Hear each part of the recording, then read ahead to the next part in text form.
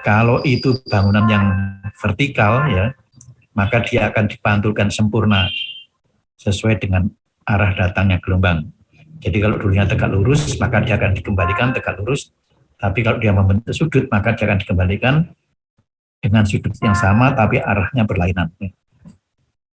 Coba nanti saya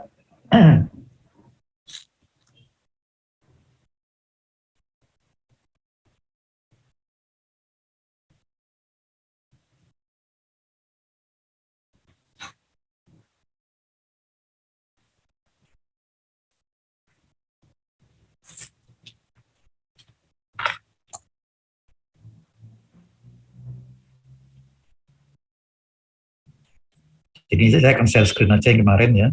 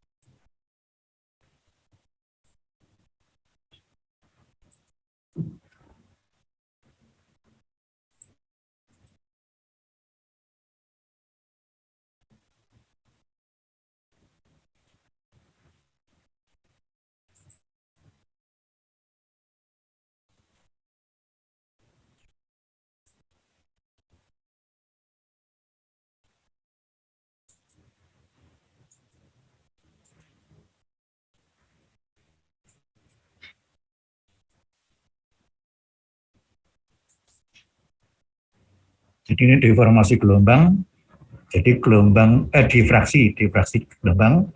Jadi jika ada struktur yang berada di tengah laut ini ya, kemudian gelombang itu bergerak mengenai ujung dari struktur yang seharusnya dia bergerak lurus ya, tapi untuk bagian yang di belakang ini maka dia akan dibelokkan ya, dibelokkan.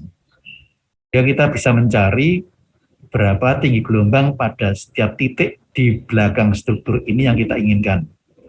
Nah ini berapa besarnya tinggi gelombang pada balik struktur ini sangat dipengaruhi oleh sudut datang gelombang terhadap struktur. Jadi ini adalah V ini ya, berapa sudutnya ini. Kemudian sudut yang dibentuk antara titik di mana gelombang akan kita cari, yaitu pada titik K ini dengan sudut beta, dan juga dipengaruhi oleh jarak dari titik ini, dari titik di mana kita mencari tinggi gelombangnya terhadap ujung ini. Jadi dipengaruhi oleh harga V, beta, R per L.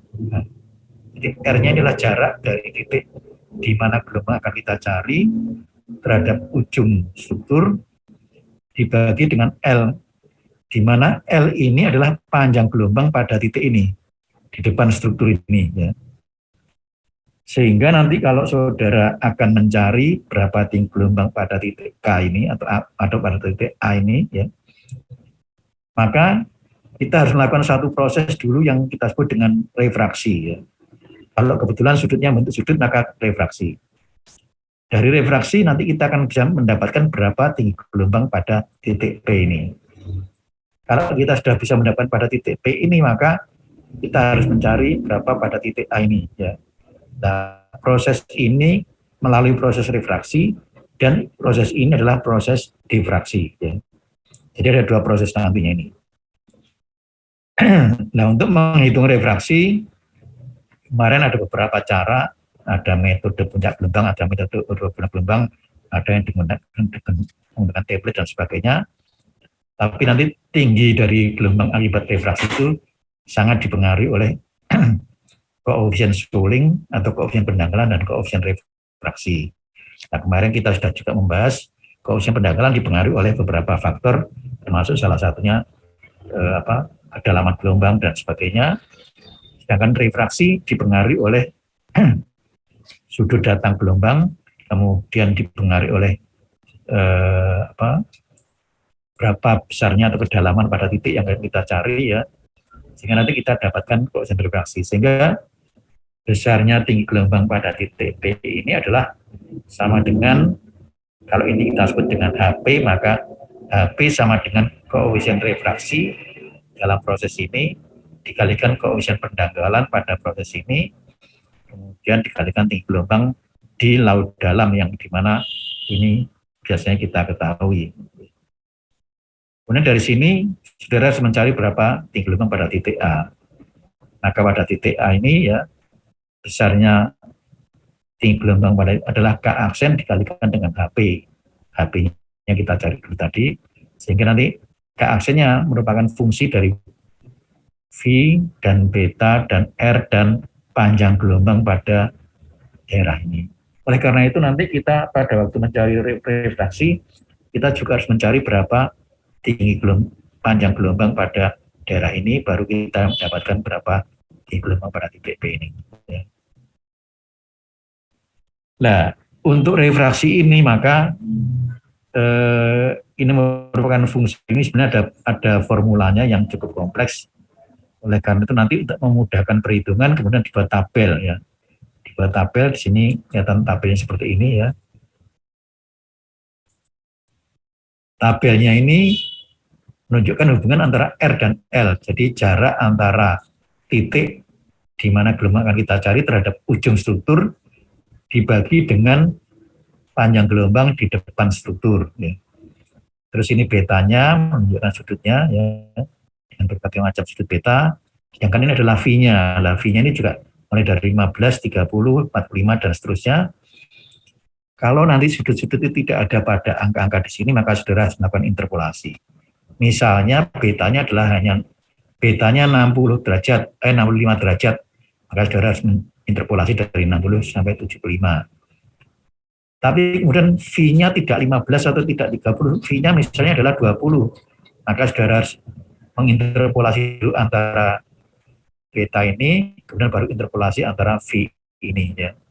Ada dua. Memang ini agak sedikit panjang nanti caranya, tapi hanya bagaimana menginterpolasi satu-satu gitu saja. Kalau sudutnya tidak ada di dalam tabel di sini. Ya.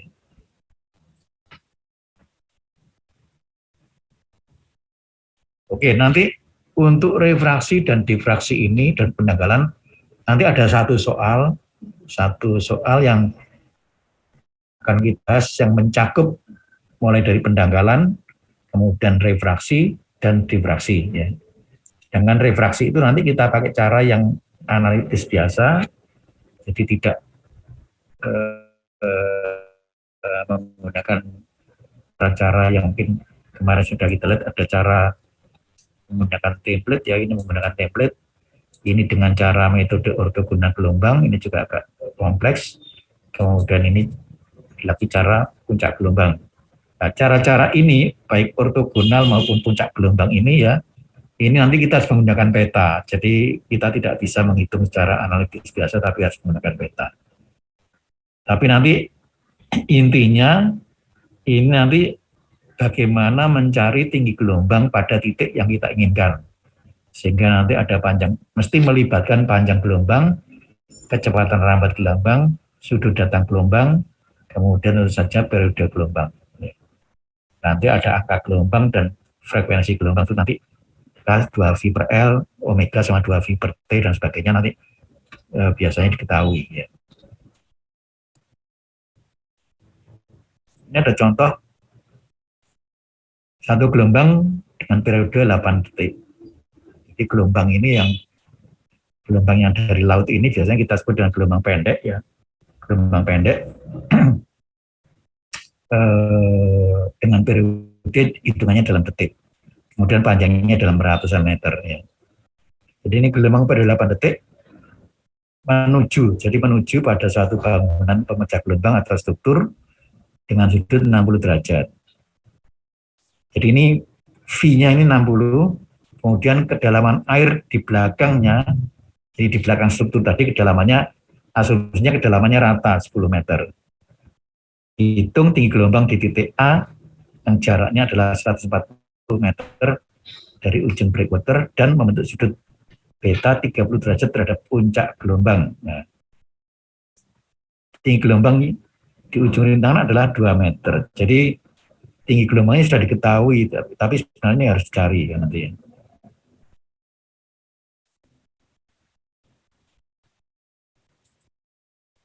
Ya ini sebenarnya gambarnya mungkin saya lupa menggambarkan ya, tapi ini sebenarnya kalau ini saya lihat di sini ya, jadi ini ada gelombang datang, kemudian diketahui tinggi di sini berapa, sudutnya diketahui, ini diketahui, R-nya diketahui ya, atau kalau R tidak diketahui maka jarak ini, jarak horizontal dan vertikalnya ini diketahui, sehingga nanti saudara bisa mencari harga R ini.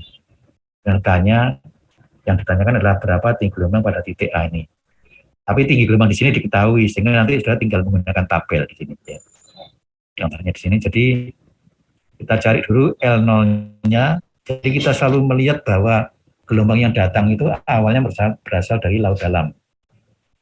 L0 sama dengan 156 T kuadrat. Jadi ini rumus yang sudah kita kenal ya untuk gelombang laut dalam. Ya. Kemudian kita lihat D per L0-nya berapa, ketemu D per L, sehingga tujuannya apa? Tujuannya dalam untuk mencari harga L ini. Karena apa? Karena rumusnya ada R per L, di mana L ini adalah panjang gelombang di depan struktur. Ya. Jadi ini tujuannya adalah untuk mencari berapa L ini, jadi panjang gelombang di daerah ini. Nah, T-nya 88 detik, diketahui untuk di 8 detik, maka kita bisa menggunakan dengan rumus L0 ini, kemudian ketemu, kemudian D per L0, kemudian dari tabel yang kemarin itu ya, yang kita bahas kemarin, kita dapat D per L, ketemu L-nya ketemu. Kalau L-nya ketemu, maka harga R-nya diketahui, maka R per L ketemu. Nah, R-nya adalah 140 meter. Ini sebenarnya langsung diketahui jarak diagonalnya 140 meter, sehingga nanti R per L-nya 140 per 70,8, jadi ketemunya 2 ya. 2 itu R per L ini ada angka 1, 2, 5 sampai 10 ya. Jadi nanti berarti ada di sini ya. Ada di sini. Tapi kita lihat berapa harga yang lain ya. Kemudian R per L-nya ternyata harga V-nya ini 60. Jadi ini 60, V-nya 60. 60 itu ada di sini nih ya. 60, jadi R per L-nya 2 ya. 2, kemudian harganya 60, berarti ada pada baris ini ya. Ada baris ini. Kemudian V-nya 60, beta 30. Jadi V-nya 60, jadi ini 2, ini 60, kemudian tadi betanya adalah 30, berarti ada di sini nih ya. Dan 60, 30 ya. Kemudian ininya 2, berarti ada pada angka 0,37 ini. Ya. Ketemu 0,37. Nah, ini K-nya 0,28. Nah, ini berarti R per L-nya 2, ya, 2, V-nya 60, ya 30. Dari ini 2, 60, 30. Oh iya betul, 0,28 ini ya. 0,28 ya. Ketemu 0,28. 0,28, sehingga tinggi gelombang pada titik A, maka HA K dikalikan HP. Nah, HP-nya tadi sudah diketahui 2 meter, sehingga ini 2,2 ketemu 0,56. Jadi ini terlihat bahwa gelombang di sini itu padahal 2 meter, tapi begitu dibelokkan di sini atau dibalik struktur ini, maka gelombangnya makin berkurang. Tentu saja nanti makin mendekati strukturnya, dari belakang ini makin mendekati struktur, tentu saja makin berkurang, sehingga mungkin nanti pada bagian yang nempel atau yang berimpit dengan struktur pada bagian belakang ini, di gelombangnya akan 0. Ya paling tidak mendekati 0. Nah ini contoh soal pertama, jadi ini mudah. Ini dengan cara yang sama. Oh ini soal yang sama ya, saya kira. Jadi ini salah satu cara aja. Jadi ini adalah khusus untuk difraksi. Jadi belum termasuk refraksinya. Kalau refraksi nanti kita hitung mulai dari laut dalam menuju ke titik P tadi. Oke, sampai di sini ada pertanyaan? Gampang ya? Nggak usah, karena hanya menggunakan tabel. Yang sulit nanti menginterpolasinya sebenarnya kalau tidak tepat pada angka-angka itu ya. Kemudian jika gelombang datang dekat, nah ini adalah kasus-kasus tertentu ya. Jadi ini ada suatu bangunan, ini mungkin biasa bisa disebut sebagai pintu dari suatu pelabuhan. Ini ada bangunan pemecah gelombang atau breakwater. Ini juga begitu, gelombangnya datang tegak lurus. Maka kalau kondisi seperti ini, maka gelombang ini pada bagian, tentu saja gelombang di bagian ini cukup besar ya, karena dia tidak ada halangan apa-apa. Tapi untuk yang di balik struktur ini, dia seperti lingkaran nih, makin lama makin kecil, makin kecil, makin kecil, makin kecil. Ini adalah yang tegak lurus. Nanti ada yang datangnya miring seperti ini ya, sudut. Nah, oleh karena itu nanti ada berbagai macam bentuk apa itu karena kita ingin mencari berapa tinggi gelombang di belakang struktur ini, baik pada titik yang dekat, yang agak jauh, yang jauh dan sebagainya, sehingga sebenarnya kita bisa mengetahui berapa tinggi gelombang pada setiap titik di belakang struktur ini ya, struktur ini. Ya. Tentu saja tergantung dari lebar bukaannya ini, tergantung pada arah gelombangnya ini ya. Sehingga nanti untuk berbagai macam bentuk pintu dari suatu pelabuhan atau struktur dengan berbagai macam arah gelombang itu sebenarnya bisa dihitung. Ya, kemudian dari Sorbatis manual itu menganalisa beberapa tinggi gelombang, kemudian beberapa bukaan pintu dari bangunan ini, kemudian beberapa sudut arah gelombang ini. Kemudian dia membuat suatu diagram yang tujuannya adalah untuk memudahkan perhitungan. Nah, ini adalah salah satunya.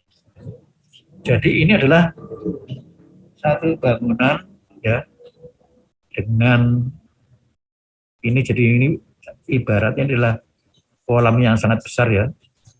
Kemudian pintunya di sini, mungkin nanti di sini ada titik-titik di mana kita ingin mencari berapa tinggi gelombang di balik struktur ini ya. Nah, diagram ini menggambarkan kita bisa mencari berapa tinggi gelombang sampai jarak-jarak jauh maupun jarak-jarak dekat ini. Ini ada satu contoh dengan lebarnya. Jadi lebarnya pintu ini 2L, artinya 2 kali panjang gelombang di depan struktur itu. Jadi tetap kita harus mencari panjang gelombangnya ya. Jadi 2 kali panjang gelombang di depan struktur. Kemudian gelombangnya datangnya tegak lurus, ya tegak lurus. Sehingga kalau kita ingin mencari berapa tinggi gelombang pada setiap titik di balik struktur ini, kita menggunakan diagram atau grafik-grafik di sini nih ya. Dengan mencari ini adalah set per L ya, di mana set ini adalah ya jarak dari tengah-tengah ini ya, dari tengah-tengah sampai ke tengah-tengah terhadap panjang gelombangnya. Jadi set ini adalah jarak dari tengah-tengah ke kiri maupun ke kanan yang dibandingkan terhadap panjang gelombang. Jadi ini jaraknya bisa kita hitung di sini. Kemudian untuk kesininya kita jarakkan X per L. Jadi tergantung kita mau mencari misalnya jarak 2 meter, 4 meter, 6 meter, 8 meter, maka tinggal 8 per L berapa, kemudian Z per L berapa, kita tarik ke sini ya. Maka kita dapatkan koefisien difraksinya. Jadi ini menunjukkan koefisien difraksi ya, menunjukkan keaksen. Jadi kalau ini 0,1, ini 0,4, ini 0,6, 0,8, maka kita bisa mencari. Kalau misalnya ketemu di sini misalnya, ya, maka kita cari saja. Ini adalah 0,6, ini 0,4, kemudian ini ada, ini adalah sudut V-nya itu tadi ya, V.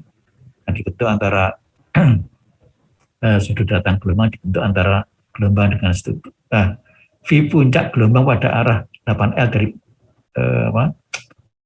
jadi puncak gelombang pada jarak 8L dari pemecah gelombang. Jadi ini harus dicari dulu nih V-nya ini.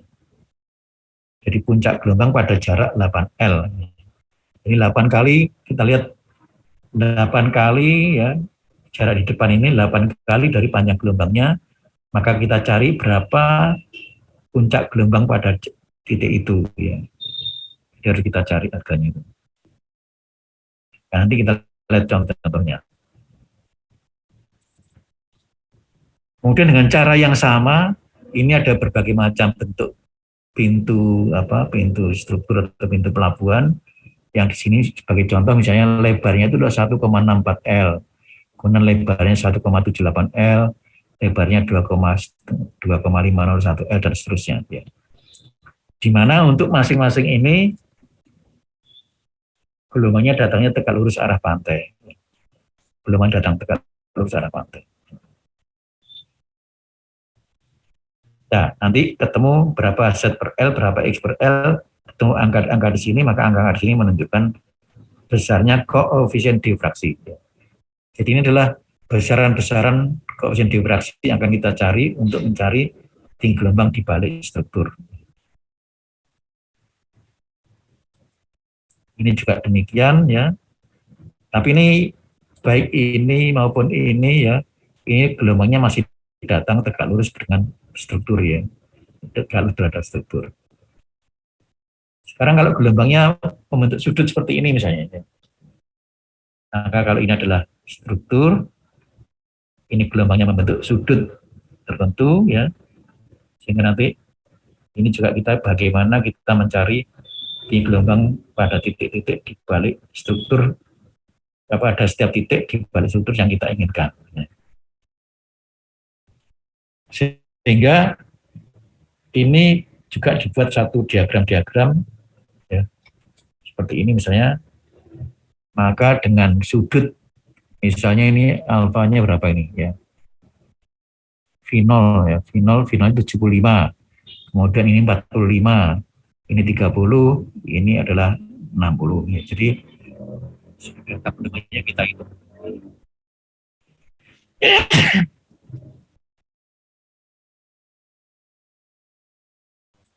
kemudian ini juga demikian, sudutnya makin tajam, V0-nya hanya 15, ini juga sudutnya adalah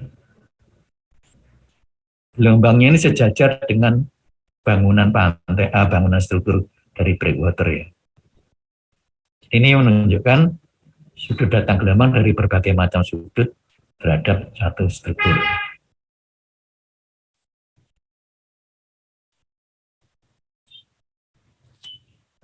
Nah, sekarang kalau strukturnya hanya satu, kemudian kita ingin mencari berapa tinggi gelombang di balik struktur. Ya. Jadi ini sebenarnya ditinjau dari dua arah. Ya. Kalau yang ini atau yang ini biasanya ditinjau dari satu arah ya. Jadi ini ada di sini.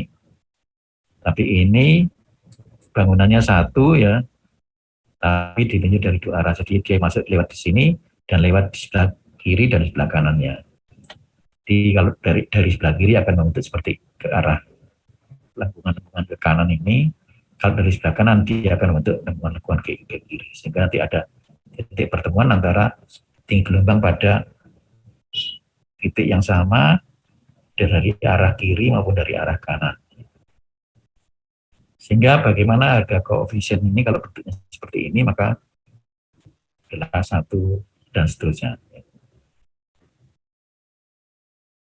Oke, ada pertanyaan nanti ini juga ada contoh-contoh soal. Saya kira kalau saudara bisa mendapatkan buku Pak Bambang Mojo itu nanti di situ banyak contoh-contoh soal yang bisa, artinya contoh soal itu menggunakan pendekatan-pendekatan diagram seperti ini.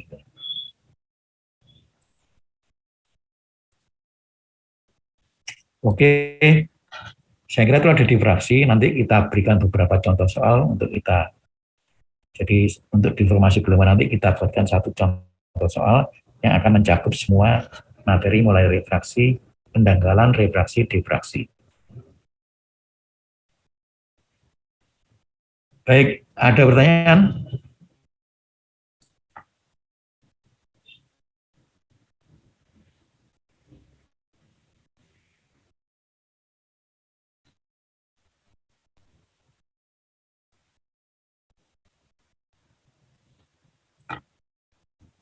Jadi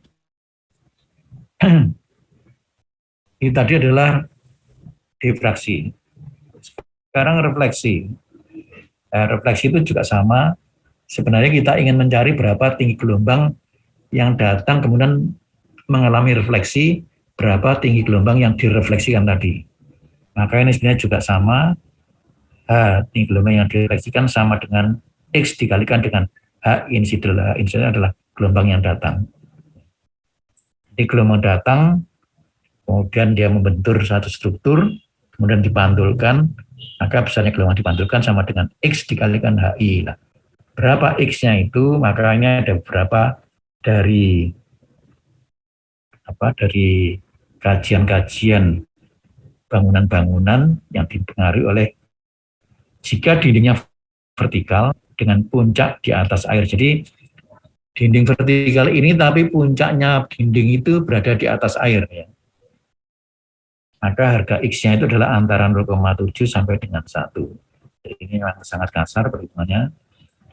Kemudian dinding vertikal dengan puncak terendam. Jadi bangunan struktur yang vertikal tadi, puncaknya itu berada di bawah air. Ya. Maka pada waktu gelombang datang, kemudian dipantulkan, maka koefisiennya kecil sekali, relatif kecil, jadi 0,5 sampai dengan 0,7. Nah, ini adalah kalau dindingnya vertikal. Sekarang kalau dindingnya miring, jadi tumpukan batu miring, maka tentu saja begitu datang gelombang itu dipantulkan itu akan terserap energinya karena ini ada terdiri dari batu-batu, sehingga gelombang yang direfleksikan itu hanya relatif kecil lagi, hanya 0,3 sampai 0,6. Demikian juga kalau tumpukan blok beton atau tetrapod dan sebagainya. Tapi ini permukaannya tidak vertikal lagi, tapi permukaannya miring. Ya. Permukaannya miring. Kemudian kalau struktur vertikal dengan peredam energi, ya ini biasanya nanti tentu saja yang berfungsi adalah peredam energinya tadi. Jadi tinggi refleksinya angka hanya 0,05 sampai 0,2 karena apa? Karena memang di situ dipasang satu struktur peredam energi ya. Sehingga gelombangnya yang dipantulkan itu sebagian besar diserap oleh bangunan peredam energi tadi, kemudian baru di sisanya dipantulkan. Itu makanya kecil sekali koefisiennya 0,05 sampai 0,2.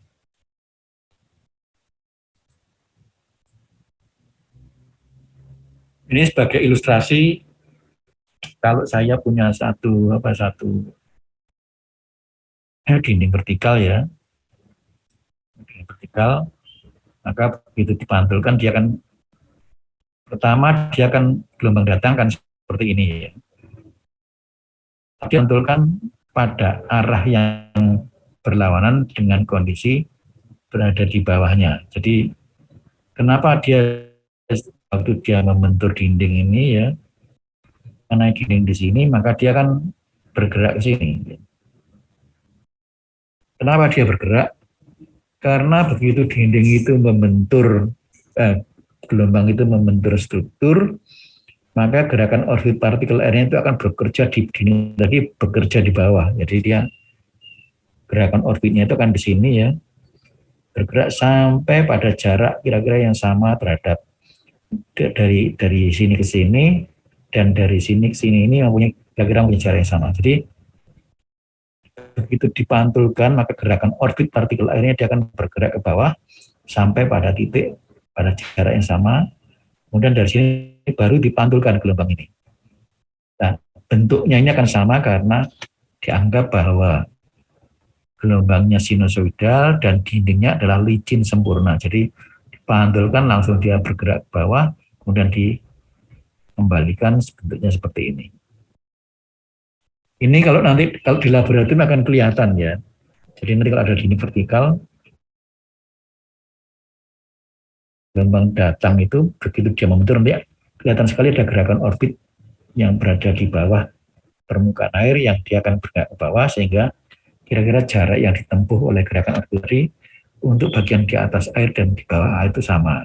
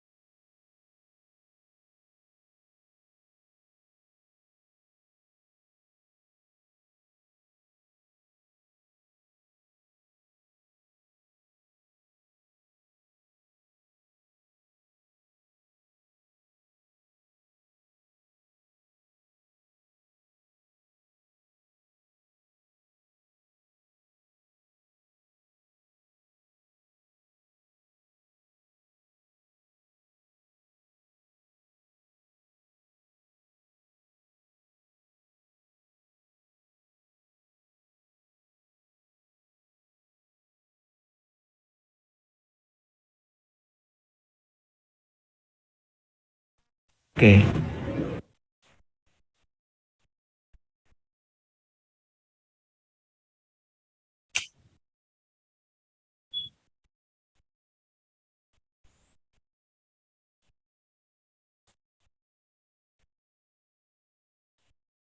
Ya,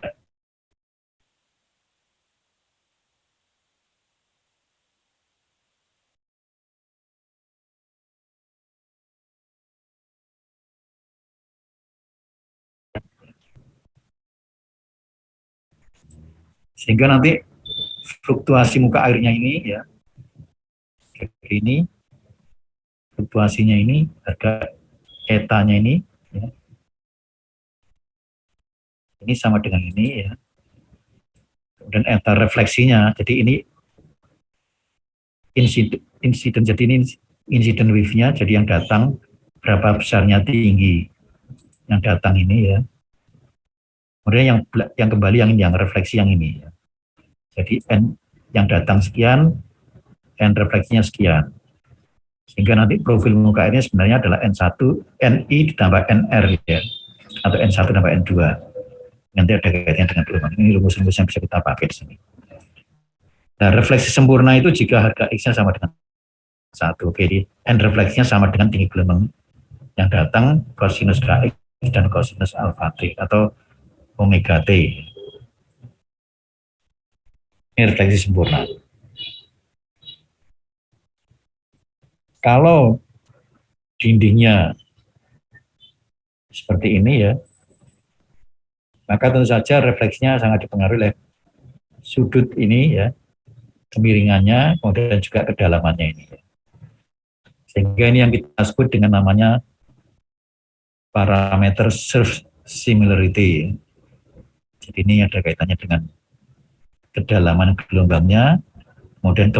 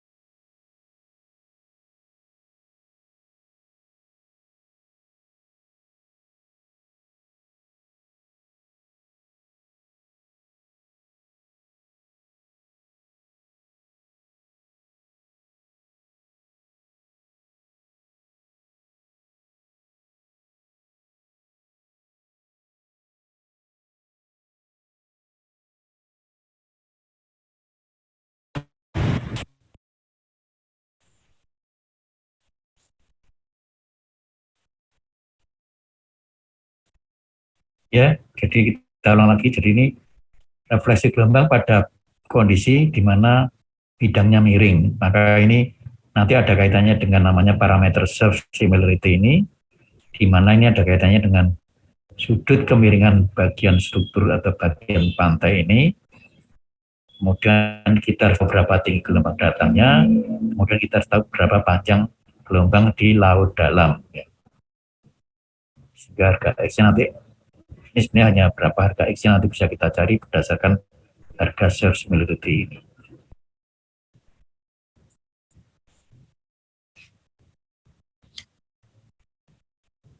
Ini nanti ada diagramnya, cuman diagramnya saya lupa ya mencantumkan ya. Tapi ini contoh soal sederhana saja, nanti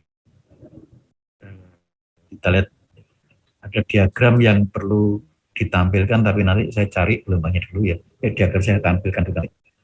Jadi ada gelombang dengan periode 10 detik, tinggi gelombangnya 2 meter bergerak menuju pada bangunan yang miring. Jadi pada satu pantai yang miring seperti ini ya. Miring seperti ini. Kemudian Kita hitung dulu berapa L0-nya. L0-nya sama dengan GT.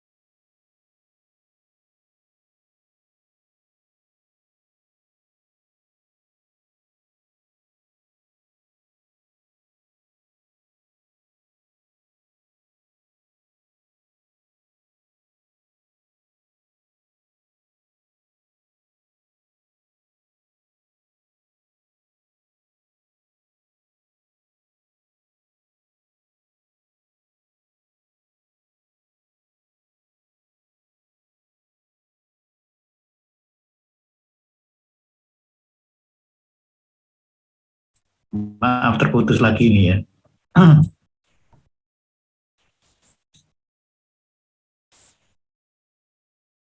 Oke, jadi ini ada contoh soal sederhana ya.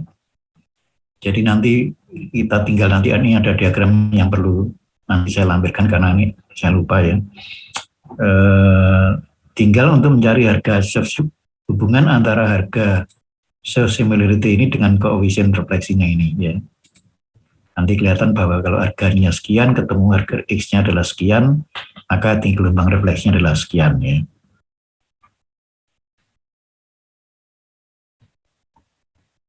Kemudian yang terakhir adalah gelombang pecah. Nah ini jadi refleksi. Jadi pertama efek pendangkalan, refraksi, difraksi, refleksi dan gelombang pecah. Ini materi mengenai deformasi gelombang.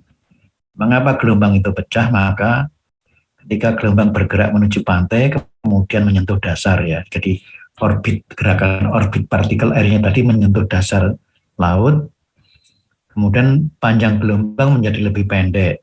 Kemudian tinggi gelombang juga menjadi bertambah besar, tapi kecepatan lambat juga akan kecil ya. Gerakan partikel air itu cenderung ke depan, pecah, dan jatuh. Jadi pada waktu gelombang itu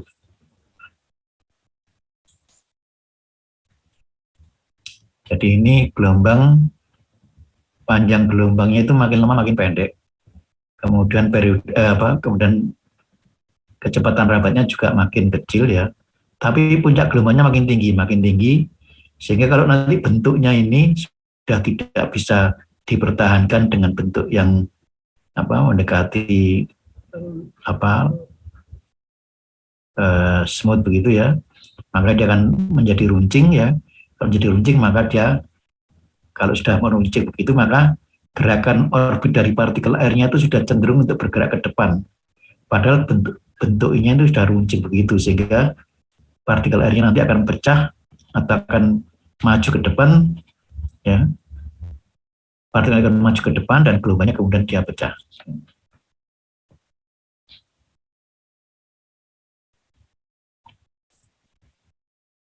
Jadi gelombang pecah ini dipengaruhi oleh perubahan kedalaman laut, jelas ya, karena makin lama makin dangkal, terutama pada kedalaman yang lebih kecil dari setengah panjang gelombang. Jadi jika kedalamannya atau D-nya itu lebih kecil daripada setengah L, maka gelombang itu akan pecah ya.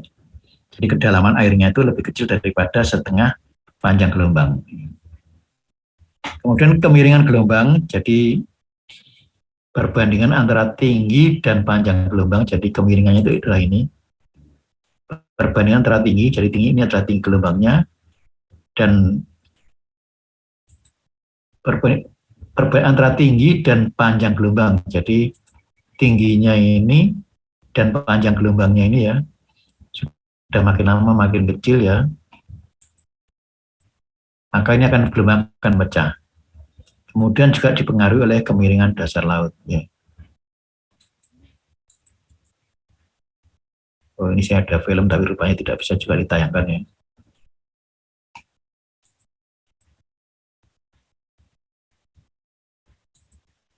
Jadi ini ada beberapa faktor. Pertama adalah kedalaman gelombang dibanding dengan panjang gelombang.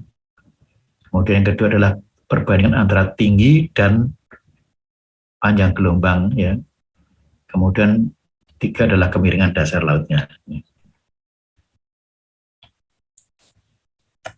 Nah, gelombang pecah ini kalau dilihat dari bentuknya ya ada beberapa macam. Jadi ada yang namanya spilling, plunging, dan surging. Jadi kalau spilling ini biasanya pantainya landai ya, pantainya landai, kemudian biasanya gelombangnya dia akan berbentuk agak sempurna, jadi berbentuk gelombang sinusoidal, tapi nanti memang pada saat gelombang itu pecah, dia bentuknya akan mungkin makin lama makin kecil, tapi ini bentuknya ini agak sedikit sempurna, jadi bentuk gelombang pecahnya itu tidak kelihatan sebenarnya. Kemudian kalau plunging ini tidak terlalu landai tapi tidak terlalu curam ya. Maka seperti tadi bahwa kalau dia bergerak, jika kemudian gerakan orbit partikel air itu lebih cepat dan dia bergerak ke depan sehingga gelombangnya pecah. Ini kalau untuk yang namanya plunging, di mana pantainya tidak terlalu landai tapi juga tidak terlalu dalam. Kalau pantainya curam, surging ini, maka biasanya gelombang itu langsung pecah. Hampir sama dengan spilling ini, tapi dia akan mempunyai satu energi yang jadi gerakan partikel airnya itu agak sedikit berbeda dibanding dengan pada saat seperti yang terjadi jika pantainya landai ini. Jadi tentu saja ini bentuknya lebih curam. Dan makanya kalau pantai-pantai yang curam seperti ini biasanya gelombang itu pecah dekat dengan pantai ya. Kalau pantainya landai, maka gelombang itu pecah itu jauh dari pantai. Nah, ini yang terjadi pada di daerah-daerah di Laut Selatan Pulau Jawa itu memang kebanyakan materialnya itu ada pasir, tapi ada sebagian itu yang merupakan semacam apa cliff atau semacam apa itu ya, semacam batu cadas gitu ya, sehingga kadang-kadang bentuk pantainya relatif curam. Maka pada pantai-pantai yang curam seperti ini orang dilarang mandi ya. Dilarang mandi karena pada waktu karena gelombang itu pecahnya itu berada dekat pantai. Jadi kalau dia tuh mandi kemudian dia berada di daerah yang gelombang pecah, maka dia akan bisa terseret oleh ombak. Ini bentuk-bentuk secara dari foto ya, ini adalah spilling landai, plunging agak moderat, sedangkan ini surgingnya agak curam ya.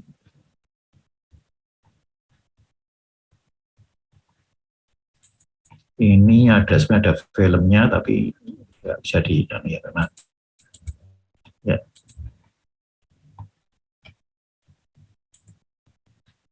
Sekarang klasifikasi gelombang pecah. Nah, ini klasifikasinya didasarkan pada yang namanya tadi parameter surf celerity. Jadi ini surf similarity ini berbanding dari datang, di gelombang datang dan panjang gelombang laut dalam. Jadi nanti klasifikasinya berdasarkan angka-angka ini. Jadi jika angkanya lebih kecil atau lebih besar dari 3,3 dikasih kelompok surging atau collapsing. Kalau antara 0,5 sampai 3,3 plunging, lebih kecil 0,5 adalah spilling.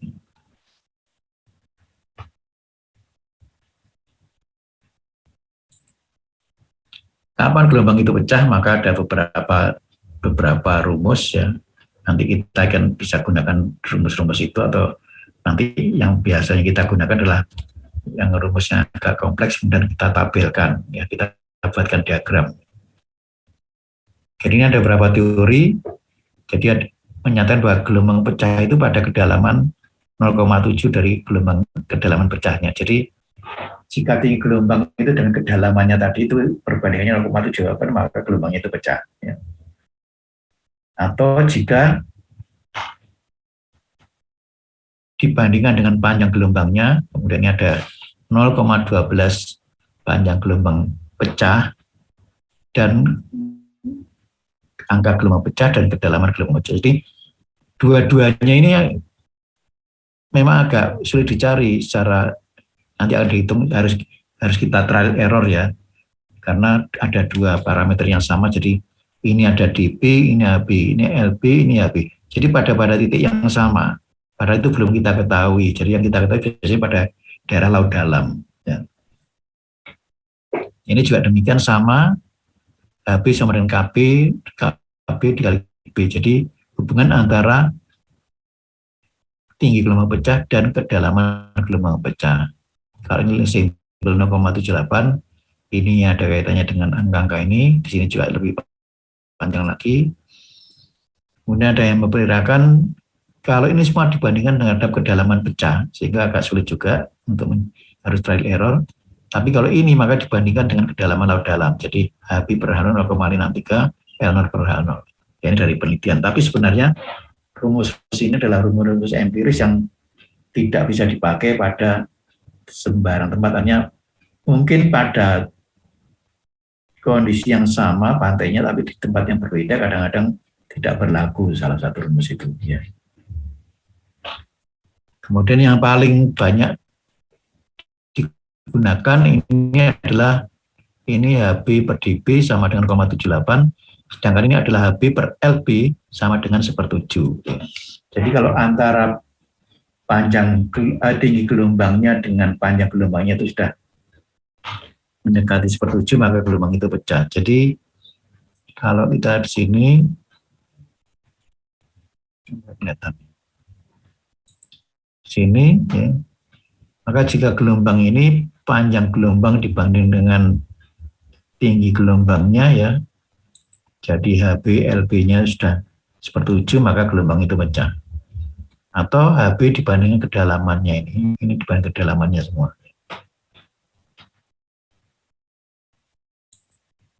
Kemudian ada beberapa formula lagi yang mungkin agak sedikit panjang, tapi ini lebih akurat ya.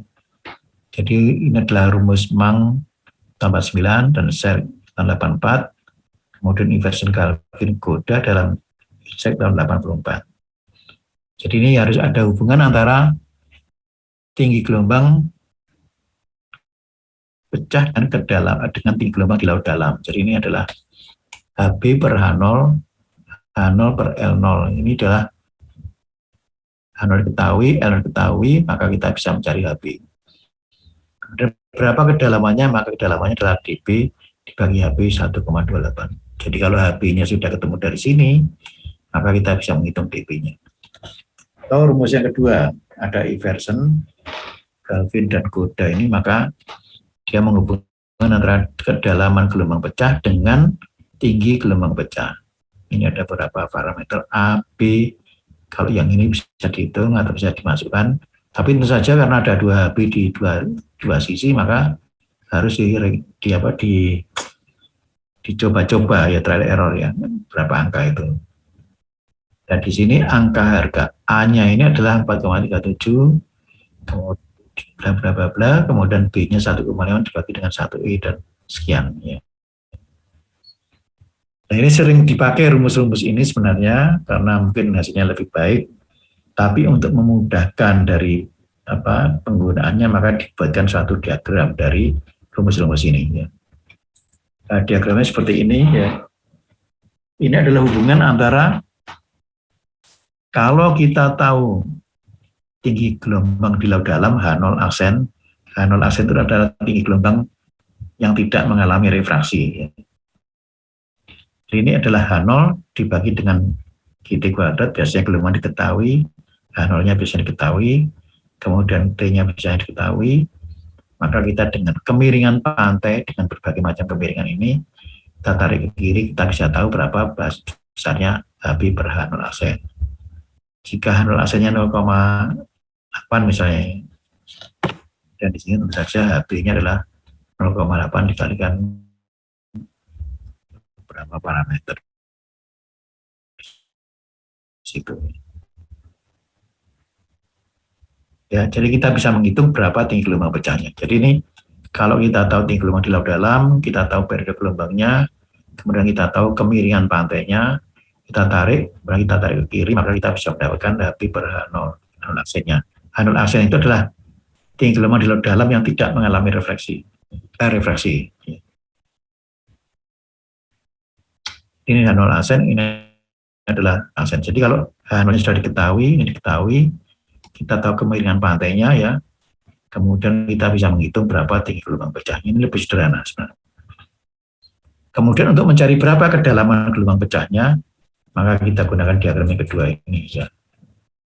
Jadi mencari dB per HB, di mana HB-nya sudah dihitung dari sini. Nah, HB ini dari rumus yang pertama ini, HB-nya dari sini. Jadi HB dari sini dibawa ke diagram kedua, langsung dibagi dengan GT kuadrat, kita tarik, kita tahu kemiringan pantainya, kemudian kita tarik lagi, didapatkan dB per HB. Nah, padahal HB-nya sudah diketahui dari hitungan yang pertama, sehingga harga dB-nya bisa kita cari.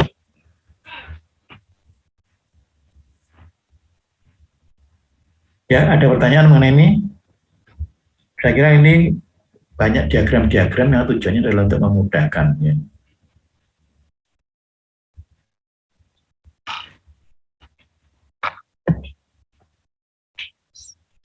Kemudian ini ada contoh soal ya.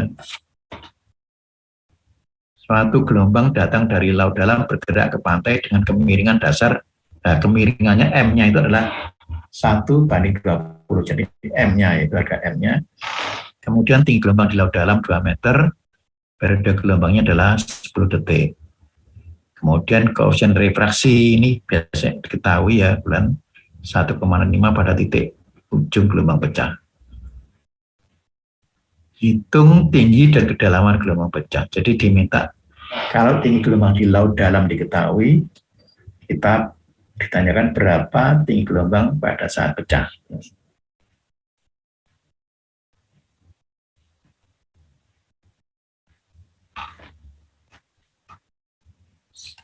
Nah, ini tinggal menggunakan diagram.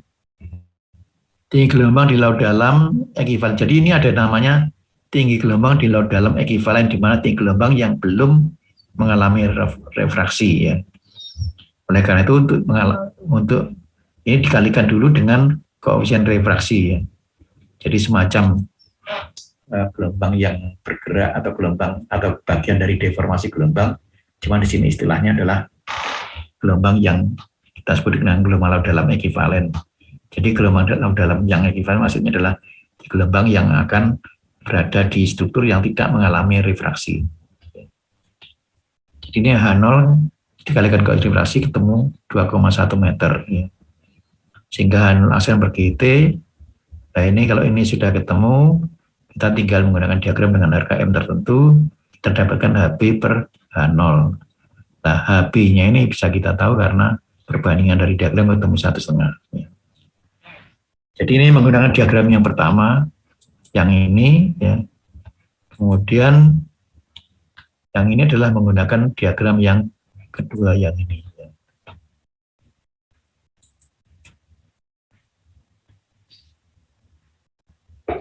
Kalau HB-nya sudah ketemu 3,15, kita masukkan di sini, maka ketemu angka ini. Kemudian dari diagram yang kedua, ya. Jadi ini adalah yang ini dari diagram pertama, ini adalah dari diagramnya.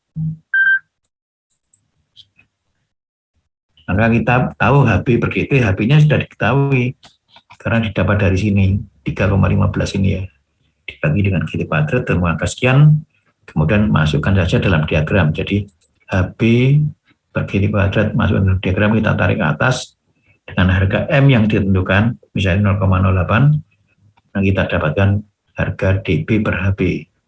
Kalau HB-nya ketemu, maka dB-nya bisa kita cari.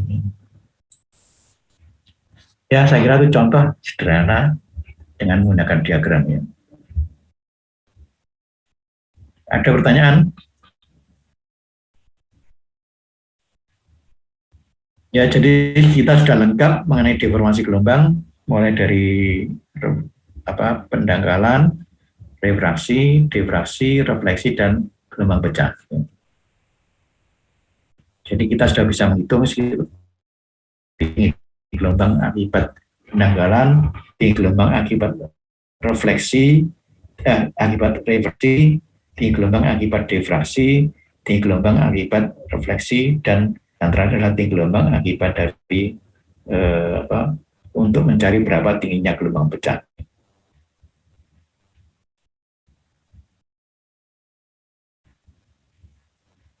Baik, ada pertanyaan? Belum ada, Pak. Saya kira contoh-contoh sederhana nanti bisa dibaca. Kemudian mungkin nanti ada satu soal yang mencakup semua materi dari terutama nanti pada yang melibatkan pendangkalan, refraksi, difraksi, dan biasanya adalah berapa besarnya tinggi gelombang pecah.